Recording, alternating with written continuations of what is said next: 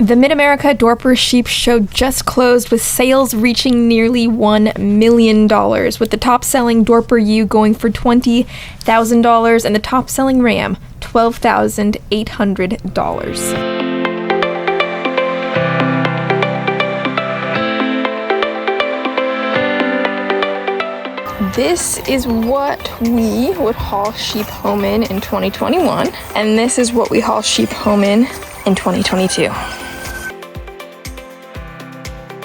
In the United States, there are 3 hair sheep breeds that are well developed and well known. They are the Dorper Sheep, the St. Croix Sheep, and the Katahdin Sheep. In this video, I'm going to be explaining exactly why I do not raise St. Croix Sheep.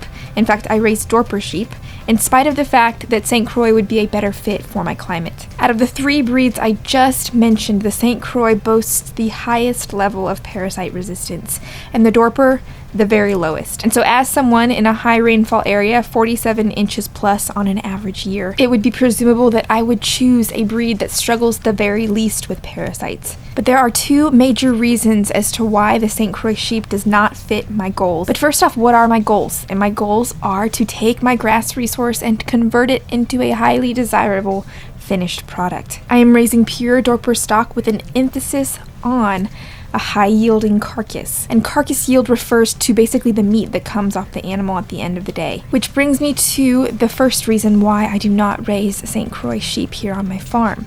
And that is that the carcass weight on a pure St. Croix sheep is simply not suitable for commercial production. And when I say commercial production, that just refers to the meat sales end of it. When it comes to sheep, a buyer is looking to buy a lamb at 100 pounds for slaughter. And industry standard is that that sheep or that lamb hits that 100-pound mark between 6 and 8 months of age. A mature Dorper ram tops out at about 270 pounds, and a mature St. Croix ram tops out at 170 pounds. Using a highly specialized pasture finishing program or a grain-based finishing program, a ram lamb can easily meet half of its adult weight between the ages of 6 to 8 months, which means between the ages of 6 and 8 months, a Dorper lamb has the potential to reach 135 pounds. In fact, the breeding ram that I brought back to my farm was 5 months old and 130 pounds, whereas a St. Croix ram will only hit 85 pounds within that same 6 to 8 month window. And when it comes to Dorper, they are literally born with muscles built in. These are some pictures from this lambing season. It is a newborn lamb, a 3-week-old lamb, and a 10-week-old freshly weaned Dorper lamb. But this information is not based solely on personal evaluation. I have interviewed 2 for-profit farmers who launched their flock using St. Croix as a baseline for their genetics. However, the first farmer, which is Luke Gross of Gross Family Farms, cited that the St. Croix did not produce enough meat per lamb to justify the labor inputs, and he ultimately removed it from his meat sales program. And the second is Austin Troyer, and here's what he said about his initial St. Croix stock. We have St. Croix, which I think are on one end of the spectrum. They're extremely low maintenance, they're extremely parasite resistant, but I think they lack in their carcass. A lot of the people we've talked to, the buyers that we've showed our lambs to, did not like their carcass. So that's not to say they don't have their purpose, but we're trying to build that, take that as a foundation and add a carcass to it. And that's where the Dorpers have. The Dorpers still have a good parasite resistant for us. They're still really low maintenance, but they have a lot more muscle. If you are looking into starting a flock as an absolute beginner, I have a free PDF ebook. Link to it in the description box below. It is 13 things you need to start a sheep farm, and it is my gift to you, absolutely free.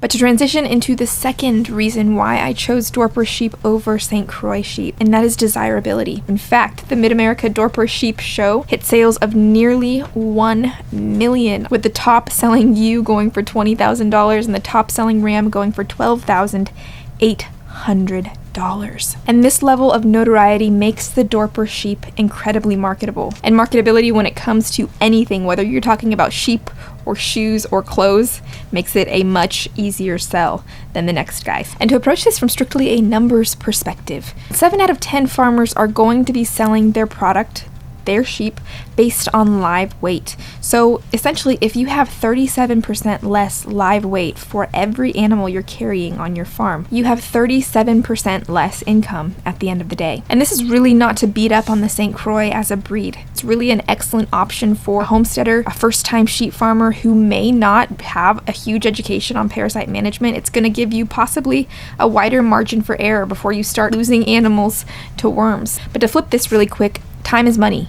How much time does it take me to manage parasites in my Dorper sheep in a highly parasite-prone environment? And here is my parasite management strategy. Once a month, I will take my sheep and I will file them through my Lakeland sheep and goat handling system and check their eyes using the Famacha scale. And I will deworm at that time, whoever needs it. So this process takes me about 4 hours per month, and that's for 48 sheep. So over the course of a year, I am spending about 48 hours on flock health maintenance and parasite management, which boils down to just 1 hour per sheep per year. And this time per sheep is actually going to go down as my flock size increases, because honestly, a majority of the time is spent getting the sheep into the pen and very little time is actually spent dosing them. Another important thing I really want to note is that if you are raising St. Croix just exclusively to avoid deworming, you might be disappointed. A lot of people are watching Judy, who is a regenerative rancher here on YouTube, and he raises St. Croix and has really popularized the breed at large. But one thing as you watch Judy, you need to understand is that he is running his flock across hundreds of acres. He's running at a stocking rate of maybe 1 sheep per 2 to 3 acres. And when you're a small acreage sheep farmer like myself, you're probably running 2 to 3 sheep per 1 acre. And when you have that increased stocking rate, you're also going to have an increased parasite load on the land. And so regardless of what breed you're running on a small acreage, you're just going to run into more problems with parasites. And that brings me to another topic, which is crossbreeding. And a lot of you guys will comment and just recommend crossbreeding my flock to increase the parasite resistance. And that's an excellent idea, but at this point in time, the pure Dorper offers too many advantages to forsake. I've got my management in line, and we are going on 4th generation of sheep born on the farm here. And with each successive generation, there's just a little bit greater resistance to the parasites. So where we were at year number 1, we lost 20 sheep to internal parasites. Year number 2, we lost 10 sheep to internal parasites. Year number 3, we lost 1 sheep to internal parasites. And year number 4, we haven't lost any yet. I honestly believe it's just going to keep getting better and better. I just came off the road picking up another set of ewe lambs to increase flock size here. It's not lost on me that my last video was about how dead tired this season of sheep farming is making me, and then I go out the very next week and buy more sheep. But I think anyone who is into farming will kind of know the predicament. You just love it, and it's hard, but you don't quit. And before you know it, you're picking up more of the animals that made you exhausted in the first place. And you feel happier afterwards. I don't know. Maybe it's just me. So I'm going to read a comment here, and it is from Hillbilly Wisdom, and he brings up the $2 per pound dip in market price for sheep as of this month. And guys, it is a good buyer's market out there with respect to getting in on a flock. A couple of reasons I think why is, well, number 1 is that people are just running their culls for summer. But on top of that, we've got a huge drought just sweeping West and Central Texas, where a lot of sheep farmers and ranchers are located.